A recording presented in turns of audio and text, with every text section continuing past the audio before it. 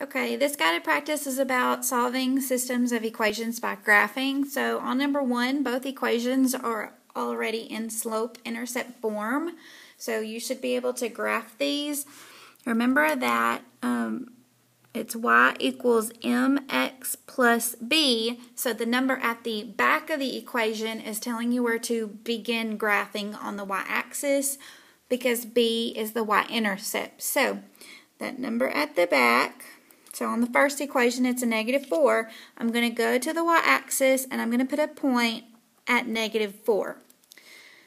The m, or the slope number, will tell you how much to move from that point. So you want your slope to be a fraction. So if it's a natural number like 3, you can put it over 1. So it will tell you how much to rise and run from that y-intercept. So from the number -4, it's telling me to rise 3 and run 1. Put a point.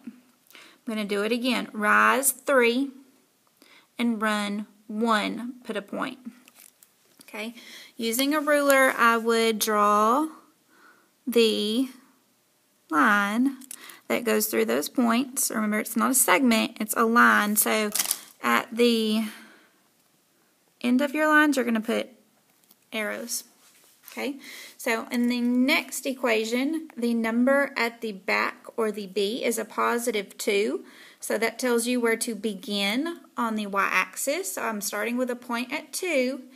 We said if the variable x does not have a coefficient, that we can always give it a 1. So my slope for the second equation is 1 over 1. So I'm going to go up 1, and I'm going to run 1 to the right. 1 over 1. 1 over 1. Whenever you're graphing that second line, I would always try to keep on going until you run into that first line.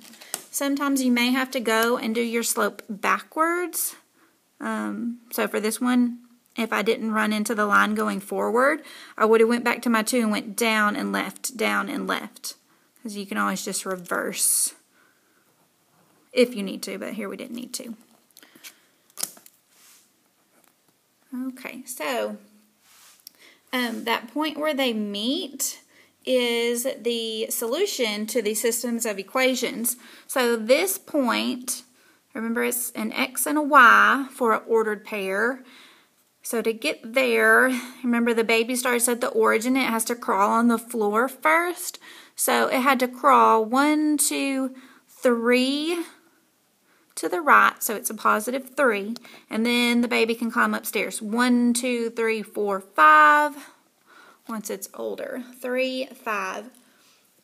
I can plug that point because it's an x and a y value, and my equations have x's and y's.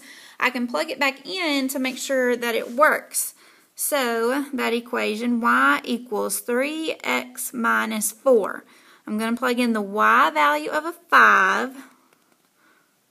The x value of a 3, since these were side by side, they're multiplying to make sure that it really does work. And 5, if I multiply right there, it's 9 minus 4.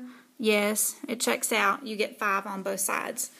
The other equation was a little bit shorter. Y equals x plus 2. I'm going to plug in the y value of a 5 and the x value of a 3, and I bring down the rest of the equation to see if that point really does make that equation true. 5 is equal to 3 plus 2. Check. I checked it to make sure that my point that I got where they intersected really does make both equations true. So I'm going to answer 3, 5.